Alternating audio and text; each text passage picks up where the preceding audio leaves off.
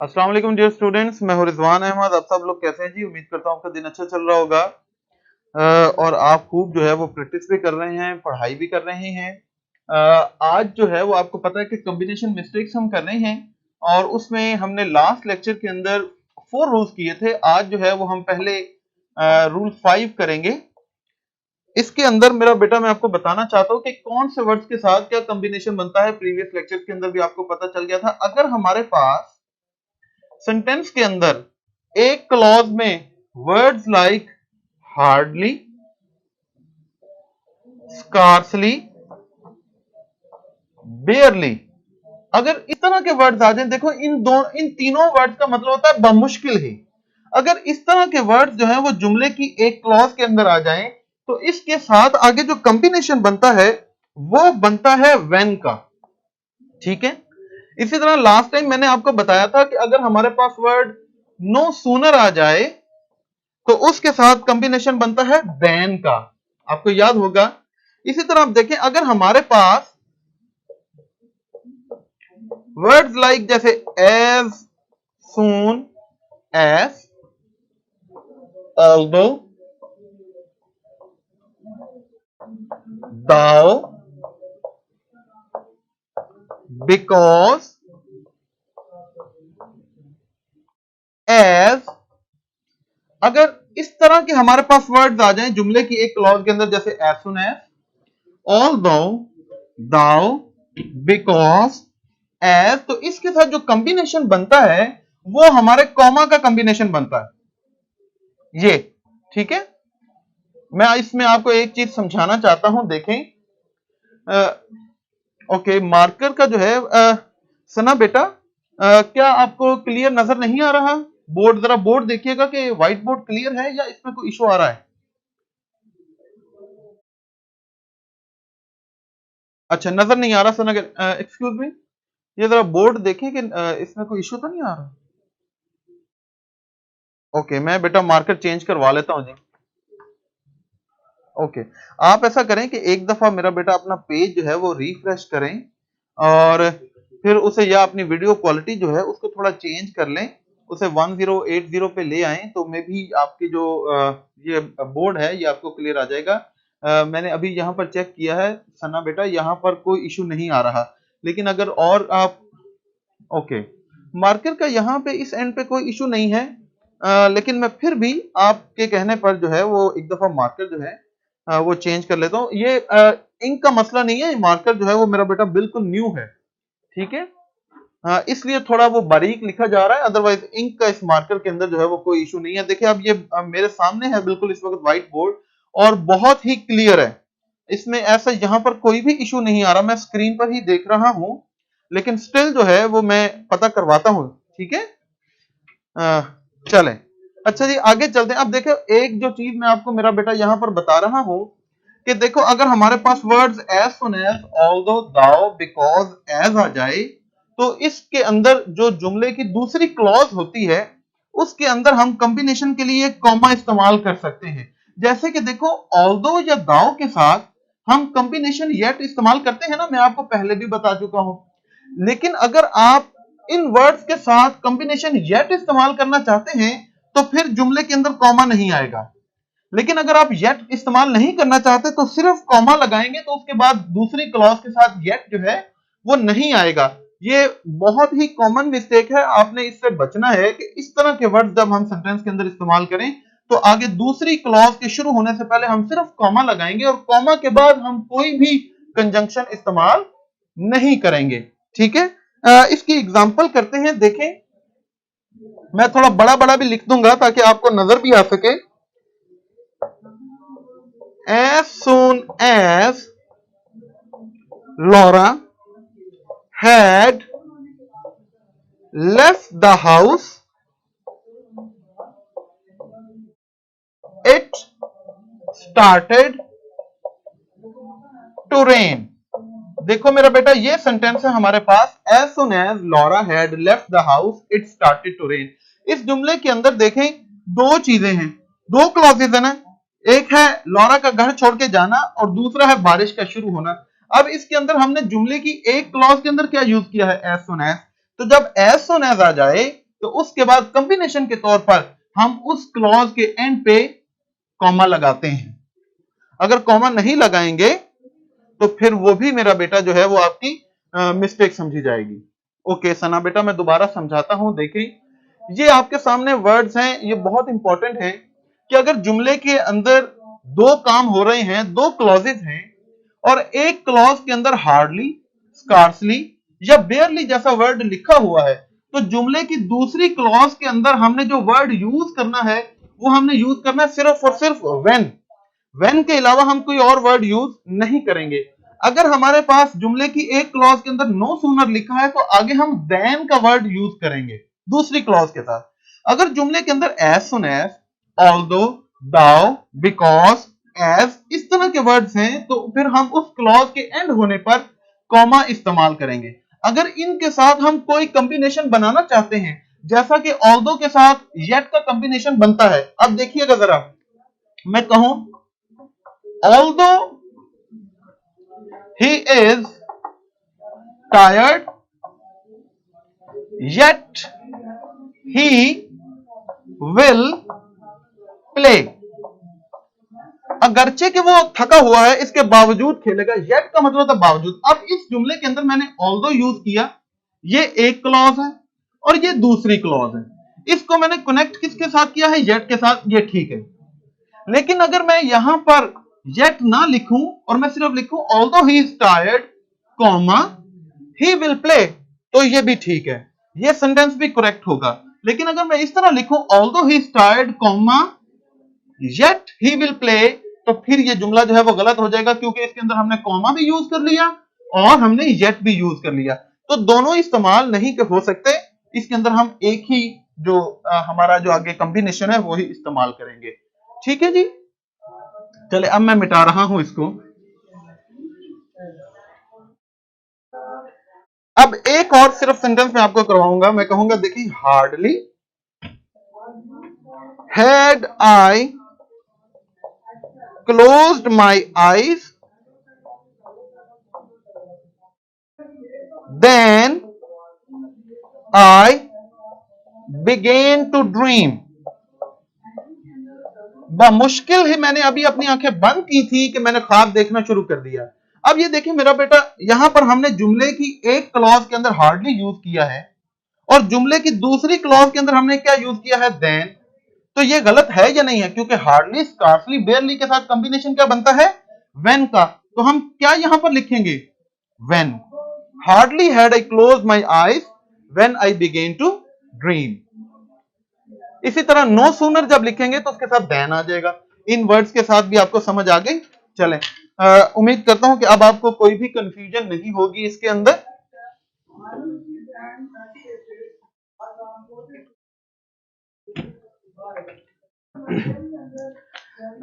सिर्फ एक सेंटेंस मेरा बेटा मैं आपको करवाना चाहता हूं इसी रूल से। ये मेरा बेटा हम कर रहे हैं क्या, आपने लास्ट क्लास नहीं ली, ये कॉम्बिनेशन मिस्टेक्स हैं, ये पेपर के अंदर आती हैं। मैं आपको बता रहा हूं 100% इससे रिलेटेड आपको पेपर के अंदर जो है वो सेंटेंसेस आएंगे, जो मर्जी आप मुझसे लिखवा लें। Combination mistake, subject verb agreement, इनसे रिलेटेड जो है वो पेपर के अंदर जरूर कोई सेंटेंस आता है। तो इसका हम आज रूल नंबर 5 कर रहे हैं कि इस तरह के वर्ड्स के साथ कौन से कॉम्बिनेशन बनते हैं। सिर्फ एक आखिरी मेरा बेटा जो है वो मैं आपको एक एग्जांपल करवाना चाहता हूं। देखें, as soon as the doctor did it, when the child let out a scream। देखें ये सेंटेंस हमारे पास लिखा है, मुझे आप बताएं जी। ओके, हाँ बिल्कुल जाहिर है वो ग्रामर ही है ना, बेसिकली ग्रामर। तो फिर आप इस तरह तो मैट्रिक में भी आते, ठीक है। अब मुझे ये बताएं ये जो सेंटेंस है इसके अंदर क्या गलती हमने की है।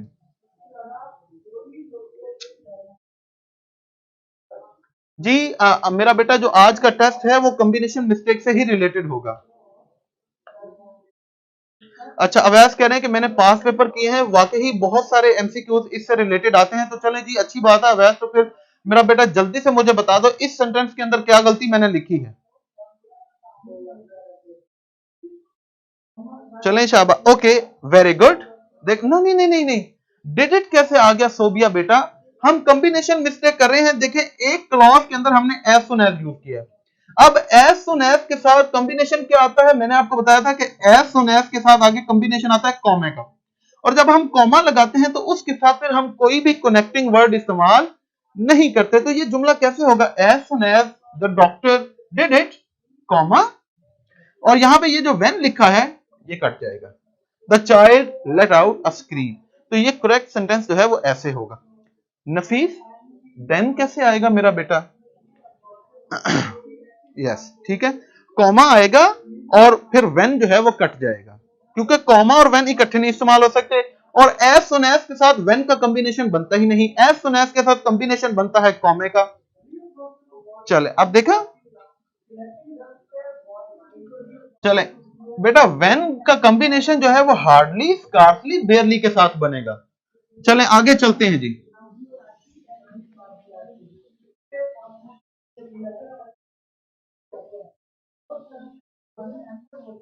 अब हम अपने नेक्स्ट रूल की तरफ चलते हैं, रूल नंबर 6। रूल नंबर 6 के अंदर जो है वो बेसिकली जो कंडीशनल सेंटेंसेस हैं उनसे रिलेटेड जो है वो लिखा हुआ है। अब आप में से कितने स्टूडेंट्स हैं जो ये जानते हैं कि कंडीशनल सेंटेंसेस क्या होते हैं? डेफिनेटली बहुत सारे स्टूडेंट होंगे जिनको कंडीशनल सेंटेंसेस के बारे में सही इंफॉर्मेशन होगी। देखो बेटा जो कंडीशनल सेंटेंसेस है ना, इसकी बेसिकली 4 टाइप्स होती हैं, ठीक है। कौन कौन सी? एक है जिसे हम कहते हैं, ये इसको नहीं आपने देखना, टाइप 0, ठीक है।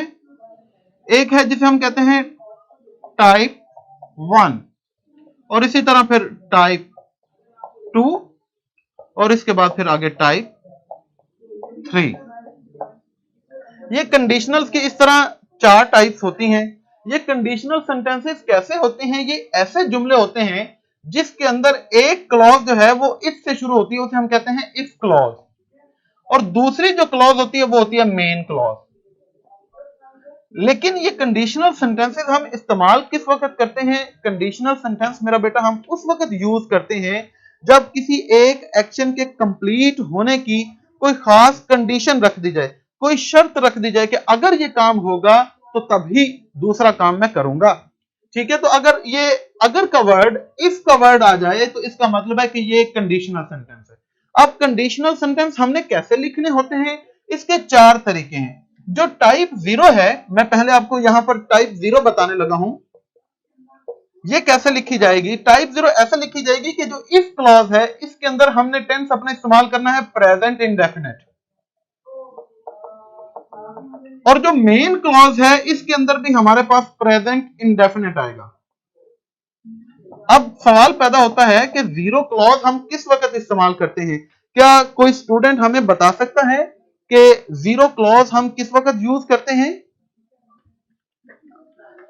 ये जो हमारी टाइप 0 है कंडीशनल की, टाइप 0 जो है वो उस वक्त इस्तेमाल की जाती है जिस वक्त एक एक्शन के फुलफिल होने की जो शर्त रखी गई है, अगर वो शर्त पूरी हो जाए तो उसके रिएक्शन में दूसरा काम 100% वैसा ही होगा, उसके अंदर कोई चेंज जो है वो नहीं आ सकती। बिल्कुल सही कि जनरल फैक्ट, फॉर एग्जांपल देखिए मैं कहूं if it rains comma the floor gets wet. अब ऐसा नहीं हो सकता कि बारिश हो रही हो जमीन के ऊपर, फर्श के ऊपर डायरेक्टली, और हमारा फर्श गीला ना हो। तो या इसी तरह हम कहें कि जब हम पानी को गर्म करते हैं तो वो बॉयल हो जाता है। तो जब भी पानी को गर्म करेंगे तो फिर जो है वो जाहिर है उसने एक मोमेंट में बॉइलिंग पॉइंट में पहुंचना ही, उसमें बॉयल होना ही होना है, उसे रोका नहीं जा सकता। तो इस तरह की जो कंडीशंस होती हैं उनको लिखने के लिए हम हमेशा जो है वो टाइप 0 इस्तेमाल करते हैं। ठीक है जी। उसके बाद आ जाते हैं हम अपने टाइप 1 की तरफ।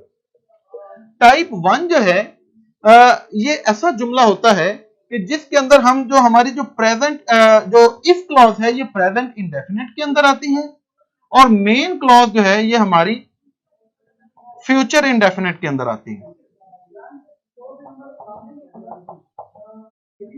जो टाइप 1 है उसके अंदर क्या होता है कि इफ क्लॉज किस में आएगी, प्रेजेंट इंडेफिनिट के अंदर, और मेन क्लॉज किसके अंदर आएगी, फ्यूचर इंडेफिनिट के अंदर। एग्जांपल देखें, जैसे मैं कहूं if I go to Lahore comma I shall meet my friend. जो हमारी टाइप 1 है कंडीशनल की, इसके अंदर हम क्या करते हैं कि जो हमारी इफ क्लॉज है ये हम प्रेजेंट इंडेफिनिट के अंदर लिखते हैं, और हमारी जो मेन क्लॉज है ये हम फ्यूचर इंडेफिनिट के अंदर लिखते हैं। इससे भी रिलेटेड पास पेपर के अंदर जरूर कोई ना कोई सेंटेंस आ जाता है जो कंडीशनल से रिलेटेड। तो आपको पता होना चाहिए कि अगर इफ क्लॉज के अंदर एक खास टेंस इस्तेमाल हुआ है तो उसकी मेन क्लॉज के अंदर कौन सा टेंस इस्तेमाल होना चाहिए। अगर वो ठीक है तो फिर उसे जाहिर है आप करेक्ट कर देंगे। ये बेसिकली जो टाइप 1 है ये हम इस्तेमाल किस वक्त करते हैं, टाइप 1 हम उस वक्त यूज करते हैं कि जब हमें लगे कि किसी एक्शन के होने के जो चांसेस हैं वो बहुत ज्यादा हैं। प्रोबेबली ये हो जाएगा if I go to Lahore, अगर मैं लाहौर जाता हूं आई शैल मीट माई फ्रेंड, तो इसका मतलब है कि दोस्तों से मुलाकात करने का जो एक्शन है इसकी जो शर्त रखी गई है लाहौर जाने की, तो ये कंडीशन फुलफिल होने के चांसेस ज्यादा हैं। जब आप कभी ऐसी बात करना चाहें थैंक यू रमीत, जब आप ऐसी बात करना चाहें तो फिर उस के आपको लगे कि ये कंडीशन फुलफिल होने के चांसेस ज्यादा हैं, तो उस वक्त हम हमेशा टाइप 1 इस्तेमाल करते हैं। ठीक है जी। अब आगे चलते हैं कंडीशनल की जो टाइप 2 है उसकी जानिब। कंडीशनल की टाइप 2 के अंदर हम क्या करते हैं कि जो हमारी इफ क्लॉज होती है इसके अंदर हम पास्ट इंडेफिनिट यूज करते हैं, और जो हमारी मेन क्लॉज होती है इसके अंदर हम क्या करते हैं कि हम वुड प्लस वर्ब की फर्स्ट फॉर्म इस्तेमाल करते हैं जो टाइप 2 है कंडीशनल की। एग्जांपल यही हम कर लेते हैं, जैसे if I went to Lahore comma I would meet my friends. ये टाइप 2 है। अब देखें इसके अंदर इफ क्लॉज हमने प्रेजेंट इंडेफिनिट के अंदर यूज की और आगे हमने मेन क्लॉज के अंदर वुड और साथ में वर्ब की जो है वो फर्स्ट फॉर्म इस्तेमाल कर ली। अब कंडीशनल्स की ये हम टाइप 2 क्यों इस्तेमाल करते हैं।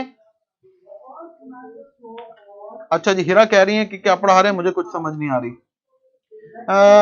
मैं अभी आपको हिरा बेटा समझाता हूं। देखें टाइप 2 हम उस वक्त इस्तेमाल करते हैं जिस वक्त जो है वो हम कहें कि किसी कंडीशन के फुलफिल होने के चांसेस बहुत कम थे। If I went to Lahore, अगर मैं गया होता तो आई वुड मीट, तो मैं जरूर मिला होता। इसका मतलब है कि आप जो है अगर मैं गया तो मैं मिलूंगा, तो इसका मतलब है कि अभी तक ये कंडीशन फुलफिल नहीं हुई। तो अगर मैं गया तो मैं अपने दोस्तों से मिलूंगा, तो इसका मतलब है कि कंडीशन के फुलफिल होने के चांसेस अब टाइप 1 की निस्बत कम हो गए हैं। तो अगर आप ऐसी चीज एक्सप्रेस करना चाहते हैं कि जिसमें आपको लगे कि एक सर्टेन कंडीशन जो रखी गई है वो शायद फुलफिल ना हो, मे भी हो जाए लेकिन ज्यादा चांसेस है कि उसके फुलफिल ना होने के, तो उसको हम हमेशा इस तरह के सेंटेंसेस को टाइप 2 के अंदर लिखते हैं। ठीक है जी। चले आगे चलते हैं। इसके बाद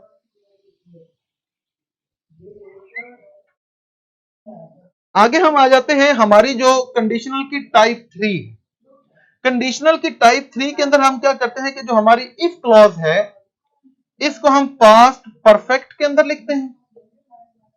पास्ट परफेक्ट का क्या मतलब है, हैड प्लस वर्ब की थर्ड फॉर्म, और जो हमारी मेन क्लॉज है इसके अंदर हम वुड है और आगे साथ वर्ब की जो है वो थर्ड फॉर्म इस्तेमाल करते हैं। एग्जाम्पल जी बेटा मैं आपको बता देता हूं इसकी फर्स्ट टाइप भी। ये अभी आप इसकी टाइप 3 देखें, टाइप 3 के अंदर इसी सेंटेंस को देखेंगे, if I had gone to Lahore comma I would have met my friends. अगर मैं लाहौर जा चुका होता, कभी गया होता, तो मैं अपने दोस्तों से जरूर मुलाकात कर चुका होता। ठीक है, अब ये देखें कि इसका मतलब है कि ना तो अभी तक मुलाकात हुई है और ना ही कभी लाहौर जाने की ये कंडीशन फुलफिल हुई है। ये ज्यादातर टाइप 3 जो है ये इस तरह के रिएक्शंस के लिए इस्तेमाल की जाती है जो इमेजिनरी हो, जिनके फुलफिल होने के चांसेस जीरो हो। कि इसका मतलब है कि अगर कभी मैं जा चुका, इसका मतलब है आज तक आप नहीं गए, तो इसका मतलब है कि ना होने के बराबर है, ना कभी जाएंगे तो ना ही आगे सर्टेन एक्शन जो है वो फुलफिल होगा। ठीक है, ये मेरा बेटा कंडीशनल्स की जो है वो टाइप जो 3 है उसको मैंने आपको समझा दिया। अब एक स्टूडेंट पूछ रहा था कि टाइप 1 क्या है। टाइप 1 के अंदर मैंने आपको बताया था कि अगर किसी कंडीशन के फुलफिल होने के चांसेस ज्यादा है तो उसमें हम क्या करेंगे कि जो हमारी इफ क्लॉज है इसके अंदर हम प्रेजेंट इंडेफिनिट लिख देंगे और जो आगे हमारी मेन क्लॉज होगी उसके अंदर हम फ्यूचर इंडेफिनिट लिख देंगे। बहुत ही आसान है, इसमें कुछ भी मुश्किल नहीं है। अच्छा, इससे मैं थोड़ा आगे अब चलना चाहता हूं, लेकिन मुझे बताएं कि यहां पे अगर इस लेवल तक कोई आपको, मेरा बेटा किसी को, बच्चे को प्रॉब्लम है तो मुझसे पूछ ले।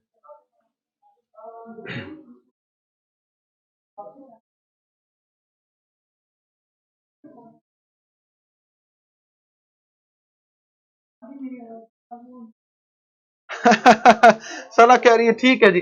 चले, अब मैं आगे जाने से पहले सिर्फ एक सेंटेंस आपसे पूछूंगा, फिर आगे फर्दर मैं आपको इसी से रिलेटेड जो है वो एक चीज आपको और करवाना चाहता हूं।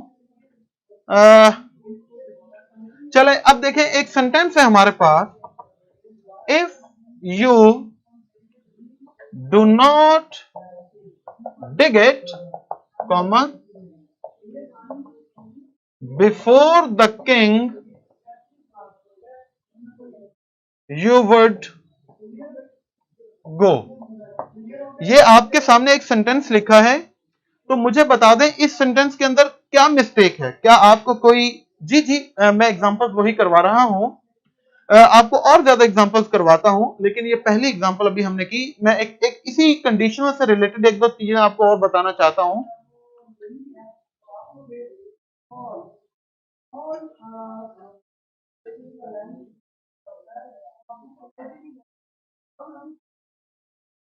मैं बेटा आपको सारों की एग्जांपल करवाता हूं, मुझे ये तो बता दो, ये टाइप 1 की एग्जांपल है, तो मुझे ये बताएं कि यहां पर आपको कोई गलती नजर आ रही है या ये सेंटेंस करेक्ट लिखा हुआ है।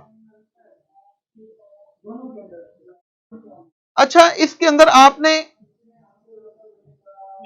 एक बात ख्याल रखनी है, बिल्कुल सही, कि अब देखें जैसे कि हमने यहां पर मेन क्लॉज के अंदर लिखा है before the king you would go, तो मेन क्लॉज के अंदर वुड और वर्ब की अगर फर्स्ट फॉर्म है तो हमें यहां पर क्या करना चाहिए, पास्ट इंडेफिनिट।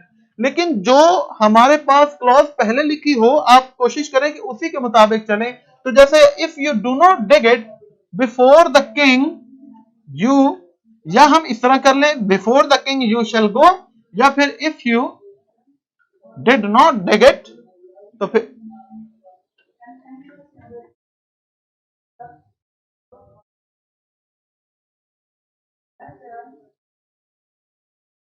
शाबाश। चले जी आगे चलते हैं। मैं आपको एग्जांपल्स करवाता हूं, लेकिन इसी तरह कंडीशनल के जो टाइप्स हैं इसके अंदर हमें देखें ना कि कोई चीज हम जो है वो एक कंडीशन लगा देते हैं। ये कंडीशन जो है ये एक और तरीके से भी शो हो जाती है। तैयबा ने शुड लिखा है, तैयबा बेटा शुड क्यों आएगा? ये कंडीशनल की टाइप 1 है, मैंने आपको अभी तैयबा बेटा ये करवाया है, तो इसमें आपको क्यों समझ नहीं आई, क्या प्रॉब्लम है? अगर हमारी इफ क्लॉज के अंदर प्रेजेंट इंडेफिनेट है तो मेन क्लॉज के अंदर फ्यूचर इंडेफिनेट, तो फ्यूचर इंडेफिनेट में हम क्या करते हैं, विल शैल के साथ जो है हम अपना जो है वो इस्तेमाल करते हैं वर्ब की फर्स्ट फॉर्म। तो शुड कैसे आ गया?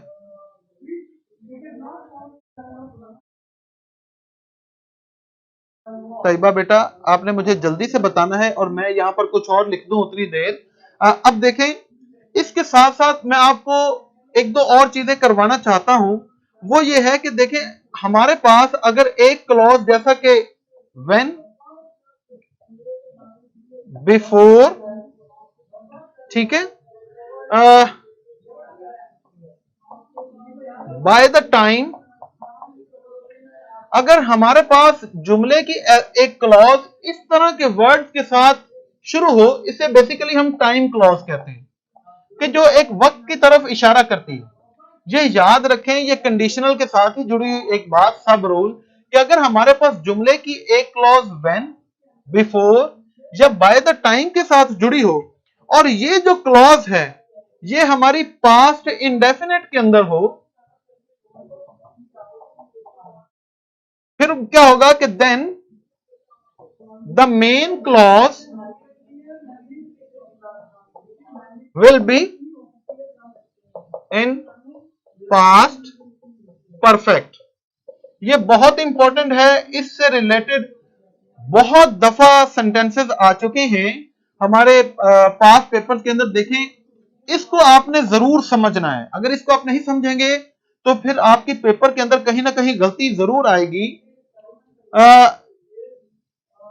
मेरा बेटा ये देखें, मैंने आपको कहा कि देखिए हमारे पास दो क्लॉजेज हैं, एक दो।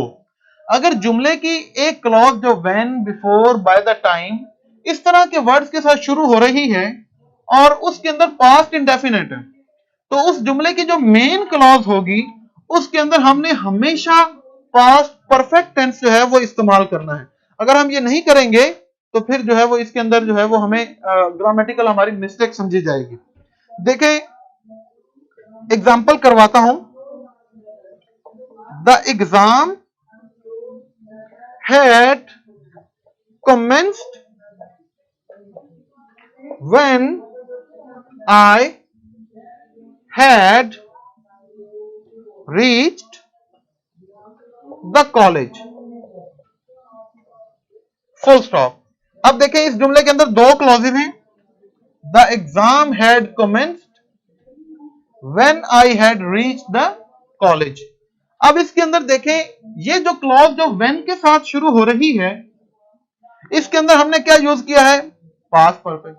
जबकि जो हमारी मेन क्लॉज है इसके अंदर भी हमने पास्ट परफेक्ट।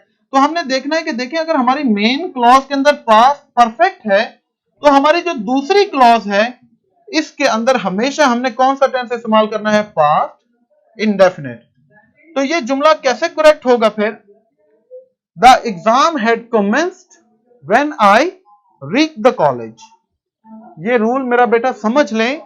अगर यहां पे अभी आपको कोई कंफ्यूजन है तो मुझसे पूछ लें।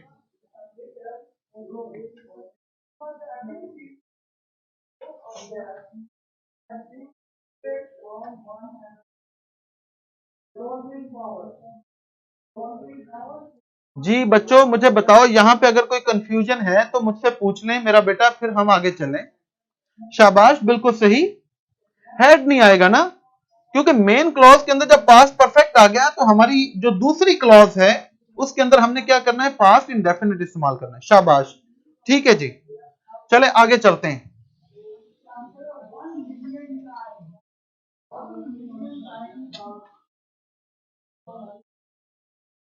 अब इसके आगे के देखें, अगर इस तरह के वर्ड्स के साथ when, before, by the time इस तरह के वर्ड्स के साथ जो है अगर हमारी कोई क्लॉज शुरू होती है और उसके अंदर हमारे पास प्रेजेंट सिंपल टेंस है, तो फिर हम क्या करेंगे? Then the main clause will be in future perfect tense.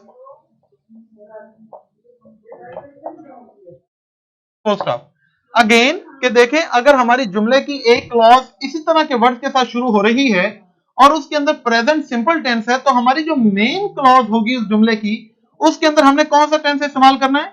Future perfect. Example हम करते हैं। देखें, मैं कहूं we will have completed the work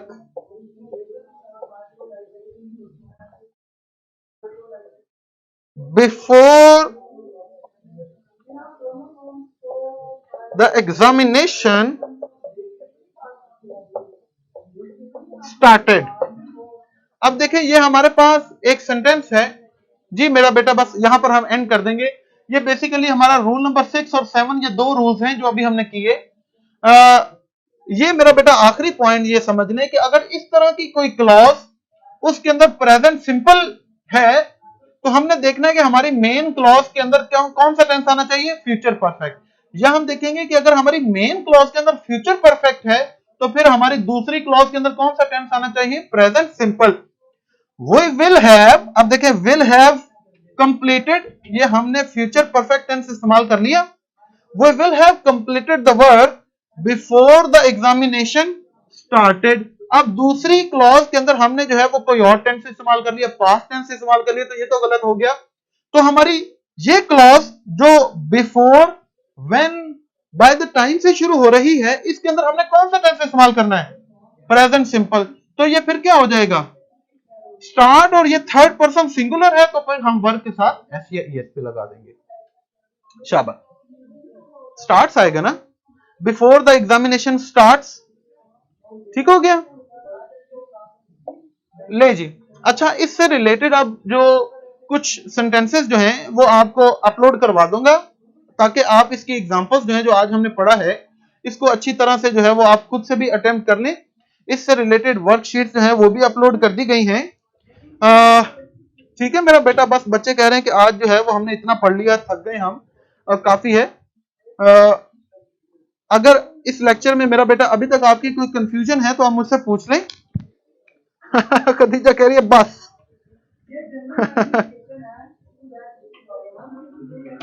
देखो हमदान बेटा, जब मैं पढ़ा रहा होता हूं तो अब अगर मैं पढ़ाते हुए सारों के क्वेश्चंस लेता जाऊंगा तो मुझे ये बताएं कि फिर कैसे हम पढ़ सकेंगे, क्योंकि माशाल्लाह अगर 60, 70, 80 स्टूडेंट्स क्लास में बैठे होते हैं तो और हर वक्त आप बात कर रहे हैं, पढ़ते तो आप कम कम ही हैं, ज्यादातर बच्चे कमेंट्स कर रहे हैं, तो फिर उसमें देखें कि मुश्किल हो जाता है कि आप सबके क्वेश्चंस लें। तो जब थोड़ा सा हम गैप लेते हैं, जैसे मैं कोई एग्जांपल्स करवाने लगा हूं तो उस वक्त अगर किसी का क्वेश्चन है तो उसमें फिर मैं उसका आंसर कर देता हूं। जी मिशाल बेटा पूछें।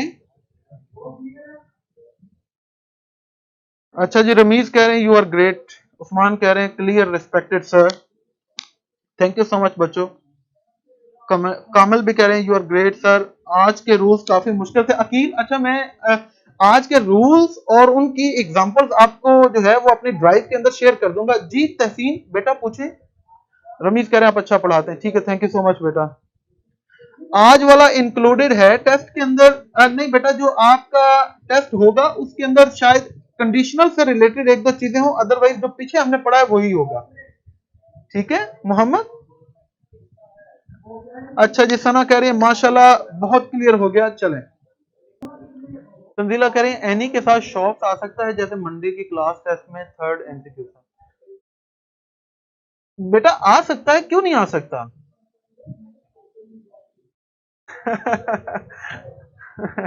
महानूर बेटा, मैं आपका जो कमेंट है ये पढ़ तो नहीं सकता इधर। Thank you so much. Okay, Tahseen कह रहे हैं कि टेस्ट जरूर, चलें जी ठीक है, ये आपका वैसे बड़ा अच्छा पॉइंट है कि हमें जो है वो टेस्ट डिस्कस कर लेना चाहिए। इंशाल्लाह हमारी जो नेक्स्ट क्लास होगी उसके अंदर मैं ये टेस्ट जरूर आपसे डिस्कस कर लूंगा, ठीक है। जो भी चीजें होंगी अगर उसमें आपको कोई कंफ्यूजन होगी तो वो हम क्लियर कर लेंगे, ठीक है तहसीन बेटा, अच्छी बात है, वेरी गुड। चलें, हाँ जी, और कोई आपका। अच्छा मोहम्मद कह रहे हैं you are nice, thank you so much बेटा। अच्छा चलें, हमारी क्लास जो है वो एंडिंग की तरफ जा रही है, हमारा टाइम कंप्लीट होकर हमने पढ़ भी लिया, आपको माशाल्लाह सब कुछ क्लियर भी हो गया। मैं सिर्फ क्लास जो है वो एंड करने से पहले आप तमाम बच्चों से एक छोटी सी बात ये करना चाहता हूँ कि देखें कल हमारा इंग्लिश का जो है वो टेस्ट हुआ था, तो उस टेस्ट के बाद जो है वो एक दो स्टूडेंट्स थी, उन्होंने क्या किया कि हमारा जो मेन पेज है वॉल के ऊपर उन्होंने कुछ अपने ग्रुप्स की जो चैट कर रही थी उसकी स्क्रीनशॉट वगैरह लगाई कि जी टेस्ट तो बहुत आसान था, देखें जी इस तरह तो सारे पास हो जाते हैं, ये कैंपस का काम है कि जी सारों को पास करा दो, सारों को खुश कर दो। देखो मेरा बेटा, हम जो है वो आपसे कितने पैसे चार्ज कर रहे हैं, बहुत कम चार्ज कर रहे हैं, कुछ 6000 हमने पूरे पैकेज का आपसे चार्ज किया है, इट मींस के 2000 पर मंथ, और 2000 पर मंथ में आप 6 days a week live lecture लेते हैं। तकरीबन 1 घंटे का आपका पर सब्जेक्ट जो है वो लेक्चर होता है। और सारी टीम जो है ये कोशिश कर रही है कि हम उतना मैक्सिमम काम करवाएं और उस तरीके से काम करवाएं कि जिसमें हमें ये लगे कि अगर ये बच्चे इसी लाइन को टो करते जाएं, प्रैक्टिस करते जाएं, तो ये कामयाब हो सकते हैं। किसी ने कहा कि देखो जी ये किट से उठा लिया है, किट तो मेरी बात सुने बेटा। मुझे जो है वो पढ़ाते हुए पता कितने साल हो गए, उस वक्त आप सेकंड या थर्ड ग्रेड में होंगे जब से मैं गवर्नमेंट सेक्टर के अंदर पढ़ा रहा हूँ। तो इतना एक्सपीरियंस हो गया है, चीजों की समझ आ जाती है कि अगर ये स्पेसिफिक मटेरियल, ये चीजें अगर बच्चे इसके ऊपर प्रैक्टिस करते रहें तो वो बच्चे जो है वो कामयाब हो सकते हैं, उनके चांसेस ज्यादा हैं। तो सारे ही ये कोशिश कर रहे हैं कि जो बेस्ट चीज है वो आप तक प्रोवाइड की जाए। उसको देखिए, अगर आप इससे फर्दर कुछ और प्रैक्टिस करना चाहते हैं तो इट्स अप टू यू। देखिए, जितनी ज्यादा मेहनत आप खुद से साथ साथ करते जाएंगे, आपकी कामयाबी के उतने ही रास्ते भी ओपन होते जाएंगे। तो बहुत सारी इस तरह की वेबसाइट्स आपको मिल जाती हैं, जो रूल्स हम आज जैसे पढ़े हैं।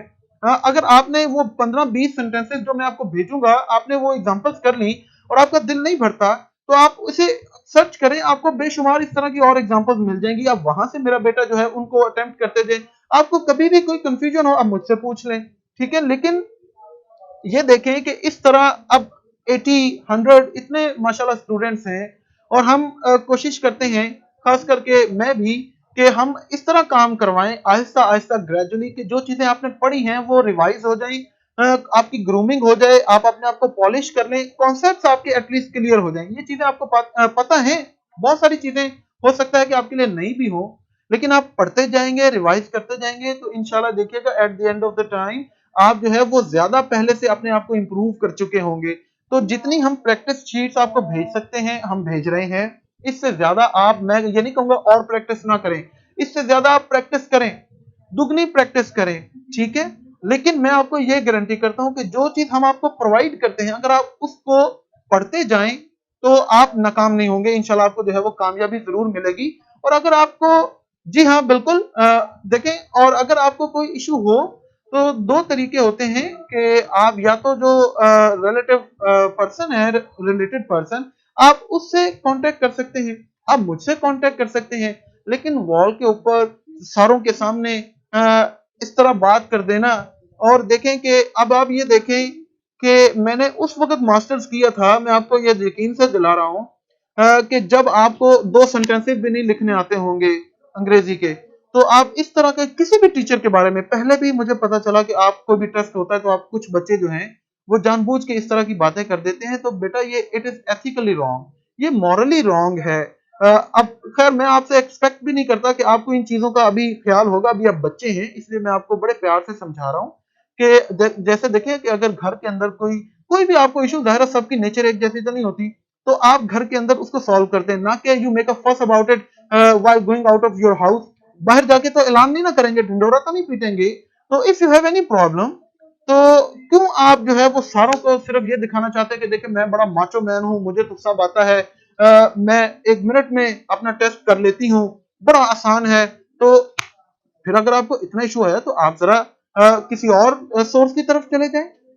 आप इंटरनेट पे, मेरा बेटा बेशुमार मटेरियल, आप वहां से क्यों नहीं पढ़ते हैं, आप वहां से भी पढ़ा करें ना, ठीक है। लेकिन हमने सब बच्चों को, सारों को साथ लेकर चलना है। और मैं आपको ये कह रहा हूं कि अगर आप मेहनत करते रहें, मैं आपको आज ये गारंटी दे रहा हूं कि आप कामयाब होंगे। सिर्फ यह है कि इन कॉन्सेप्ट्स को आप अच्छी तरह से पढ़ें, जो लेक्चर हो उसको एक दफा रिपीट जरूर किया करें। रजिस्टर पे नोट करते हैं, रात को बैठ के उसको एक दफा देखें तो सही, ठीक है, ताकि उन कॉन्सेप्ट को आप जो है वो रिवाइज कर सके, एक दफा आपकी अंडरस्टैंडिंग दोबारा क्लियर हो जाए। चले अब हम आपका जो है वो टेस्ट शुरू कर देते हैं। अस्मा कह रही है आप मेरे अंकल जैसे हैं, स्वीट एंड काइंड। अब माचो का मतलब होता है कि मैं बड़ा कोई ताकतवर शख्स और मैं सब कुछ कर सकता हूं, ठीक है। अच्छा जी, फिजा कह रही है यस यू आर राइट। चले जी, अपना ख्याल रखें मेरा बच्चा, और हमें भी दुआ में याद रखें, अपनी कामयाबी के लिए भी दुआ करें। अल्लाह जो है, हम दूसरों को कहते हैं मेरे लिए दुआ कीजिए, लेकिन सबसे ज्यादा जो है जब हम अपने लिए खुद दुआ करते हैं तो अल्लाह हमारी जो है वो जल्दी सुनता है। तो अपनी कामयाबी के लिए भी दुआ करें, हमारे लिए भी दुआ करें। हम इसी तरह कोशिश करते रहेंगे कि जितना मैक्सिमम बेहतरीन मटेरियल हम आपको प्रोवाइड कर सकते हैं वो करते रहें, ठीक है। अगर इससे ज्यादा आपने कुछ करना होगा तो आप मेरा बेटा जरूर इंटरनेट को कंसल्ट करो। मैं आपको ये कह रहा हूं, ये आपको ऑप्शन दे रहा हूं कि वहां पर भी अगर आपको कभी कोई प्रॉब्लम आए, कोई कॉन्सेप्ट नहीं समझ आता, आप मुझसे पूछ लें, मैं आपको क्लैरिफाई कर दूंगा कि देखो बेटा ये। अब कई दफा एक स्टूडेंट है, उसको उसको उसने क्या गलती की उसे खुद नहीं पता, और वो कैंपस पे मेन पेज के ऊपर आकर जो है वो कहता है देखो जी मेरा तो ठीक है, इसके अंदर तो जो रूल था वो है ही, अप्लाई नहीं हो रहा। तो और ये बात उसने मुझसे मैसेंजर पे भी पूछी, मैंने उसे इनबॉक्स करके भी बताया कि बेटा आपकी ये मिस्टेक है, ठीक है। तो फिर वो कैंपस तो चले, मैं इस पे ब्लेम नहीं करता, क्योंकि जाहिर है उस कॉन्सेप्ट की, उस रूल की उस बच्चे को समझ ही नहीं आई, तो वो थोड़ा पैनिक कर गया। लेकिन जब उसे समझ आ गई होगी तो डेफिनेटली वो he would have realised his mistake कि उसे ऐसा नहीं करना चाहिए था। चले जी, अपना ख्याल रखें, आज के लिए इतना ही, इंशाल्लाह फिर आपसे मुलाकात होगी। और जो तहसीन की मुझे ऑप्शन, ये जो उसका फीडबैक है वो अच्छा लगा, कि हम टेस्ट को जो है वो अगले लेक्चर के अंदर डिस्कस जरूर कर लेंगे, ताकि जो सबकी कंफ्यूजन जो है वो क्लियर हो जाए। चले, अल्लाह हाफिज।